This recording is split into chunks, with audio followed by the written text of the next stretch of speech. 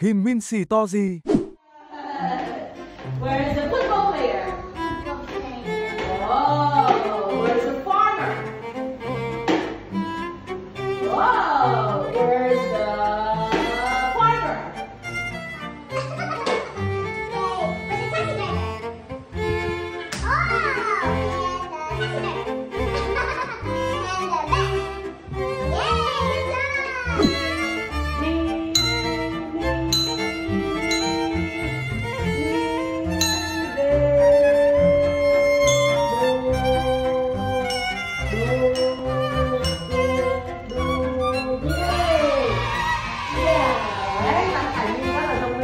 Nếu thấy thú vị, bạn đừng quên nhấn nút like và đăng ký kênh để ủng hộ cho Min vài hộp sữa nhé.